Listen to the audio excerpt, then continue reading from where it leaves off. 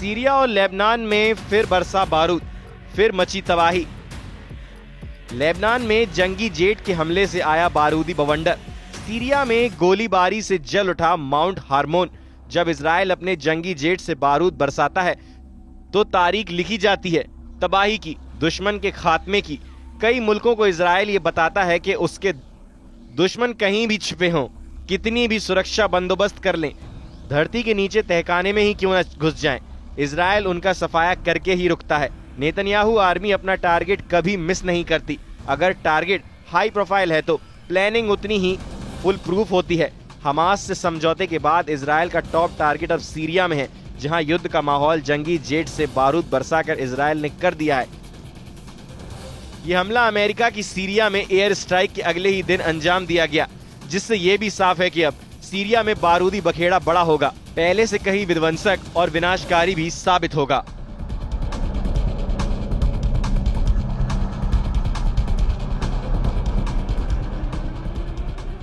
Israel defence forces ने ऐलान किया है कि उन्होंने गोलान हाइट्स में मिलिट्री ऑपरेशन शुरू किया है। इजराइल ने हमला तरंजे गांव के पास किया है, जहां टेरर ग्रुप और आईडीएफ के बीच भीषण गोलीबारी हुई है। इजराइल ने सीरिया गोलान में इस्लामिक रेजिस्टेंस फ्रंट के खिलाफ युद्ध शुरू कर दिया है। ये ग्रुप दिसंबर में बशर अल असद के पतन के बाद सीरियाई सोशल नेशनलिस्ट पार्टी ने बनाया है। आईआरएफएस पर अहमद अल शहरा यानी कमांडर जुलानी की नई सरकार ने भी कोई एक्शन नहीं लिया है, जबकि इजराइल दावा करता है कि उसके खिलाफ आईआरएफएस बड़ा खतरा बनता जा रहा है।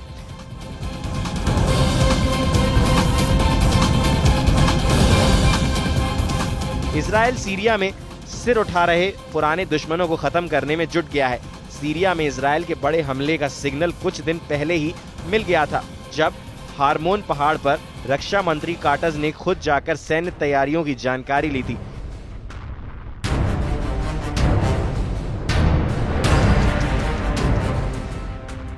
डिफेंस मिनिस्टर की विजिट के कुछ घंटे बाद ही इजराइल ने सीरिया में ऑपरेशन शुरू कर दिया। हमला जिस टेरर ग्रुप पर हुआ उसे कमांडर जुलानी और तुर्की का लड़ाका ग्रुप कहा जाता है। यानी इजराइल के टारगेट पर अब सीधे सीधे जुलानी से नाम बदलकर सीरिया के राष्ट्रपति अहमद अल शहरा आ चुके हैं।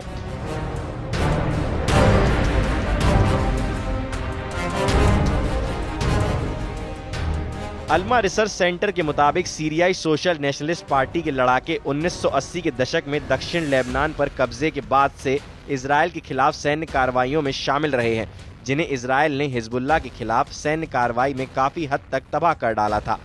कभी बशर अल असद और हिजबुल्लाह के समर्थक रहे ये लड़ाके अब पाला बदलकर तुर्की के इशारे पर इजराइल से युद्ध का प्लान बना रहे हैं। इन्हीं दुश्मन लड़ाकों के फन को कुचलने के लिए इजराइल हार्मोन पहाड़ी से हमले कर रहा है। इजराइल के रक्षा मंत्री ने दावा किया है कि गोलान हाइट्स से दमिश्क तक दुश्मनों के खिलाफ हमले जारी रहेंगे।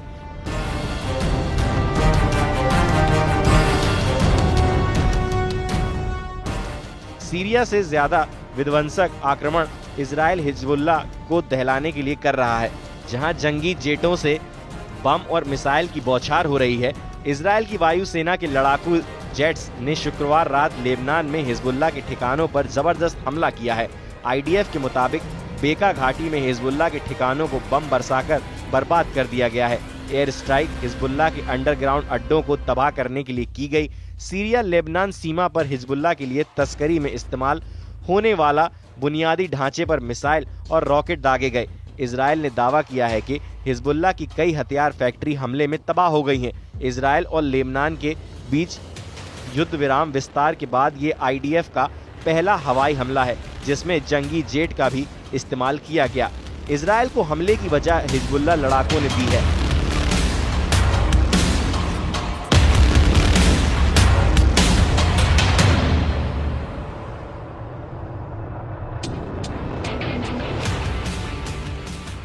बेका वैली से लड़ाका ग्रुप ने टोही ड्रोन लॉन्च किया, जिसे इजराइल ने समझौते का उल्लंघन बताते हुए जंगी जेट से बारूद बरसाना शुरू कर दिया। ये अटैक उस फैसले के बाद हुआ जिसमें हिजबुल्लाह और इजराइल 18 फरवरी तक युद्ध समझौते का विस्तार कर चुके हैं। व्हाइट हाउस ने इजरायल और लेबनान के बीच संघर्ष विराम को 18 फरवरी तक बढ़ाने की घोषणा की है। समझौते के तहत इजरायल और अमेरिका दक्षिणी लेबनान में पकड़े गए हिजबुल्लाह लड़ाकों की वापसी पर बातचीत शुरू करेंगे। लेबनान के प्रधानमंत्री नजीब मिकाती ने कैदियों की रिहाई की अपील की है। हालांकि इस अपील के 2 दिन के भीतर इजरायल ने हिजबुल्लाह पर बम बरसाना शुरू कर दिया। दक्षिणी लेबनान के नबातिहा में भीषण हमले के बाद युद्ध के फिर से भड़कने का माहौल बन गया है। हिजबुल्लाह से जुड़े आउटलेट अल मायादीन के मुताबिक इजरायल ने ड्रोन से मिसाइल दागकर हथियार ले जा रहे एक ट्रक को उड़ा दिया है। इजरायल 2 फ्रंट पर दुश्मनों का सफाया करना अब आसान हो चुका है। गोलान हाइट्स पर नेतन्याहू आर्मी के कंट्रोल से मिलने वाली मदद के बाद हार्मोन पहाड़ पर कब्जे ने इजरायल को सीरिया और लेबनान दोनों फ्रंट पर मजबूती दी है।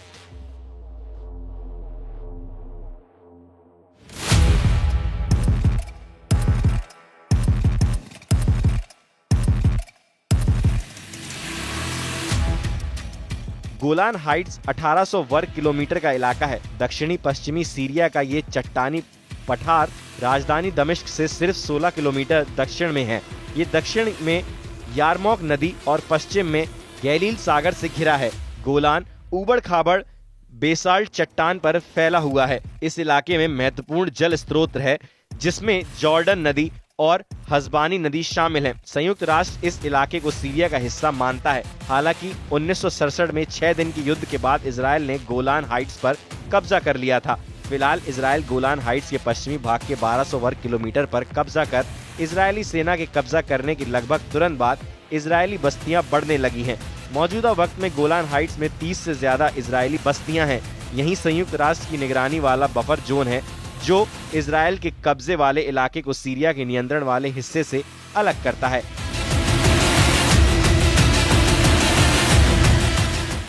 रणनीतिक लिहाज से सबसे अहम मोर्चे पर पकड़ के बाद इजरायल ने बफर जोन में मौजूद सबसे ऊंची चोटी माउंट हर्मोन पर सेना की तैनाती कर ली।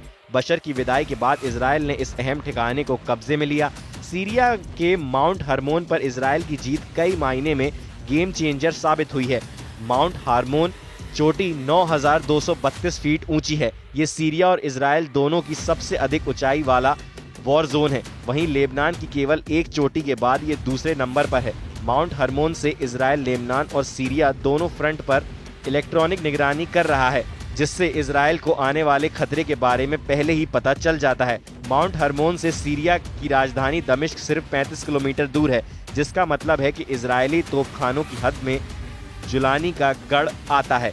कमांडर जुलानी जिस तरह से तुर्की के इशारे पर चल रहे हैं, एर्दोआन की शह पर इजरायल को धमकी दे रहे हैं। तुर्की समर्थित फाइटर ग्रुप को शह देना भी जुलानी उर्फ अहमद अल शहरा को बहुत भारी पड़ सकता है। इजरायल के लिए दमिश्क के प्रेसिडेंशियल हाउस को निशाना बनाना मिशन इम्पॉसिबल नहीं है। जिस इजरायल ने ईरान में घुसकर हमास चीफ को मौत के घाट उतार दिया, जिस इजरायल ने गाजा में हमास की सुरंग में घुसकर सिनवार के चीथड़े उड़ा दिए, जिस इजरायल ने हिजबुल्लाह चीफ नसरल्लाह को उसके चट्टानी तहखाने में दफना दिया, इजरायल ने नसरल्लाह के वारिस हाशिम सैफुद्दीन को भी खौफनाक मौत दी, वो क्या कुछ नहीं कर सकता। कमांडर जुलानी को तुर्की के आका एर्दोआन कहां तक बचा पाएंगे, इसकी कोई गारंटी नहीं है। ये गारंटी जरूर है कि इजरायल दुश्मन को माफ नहीं साफ करता है।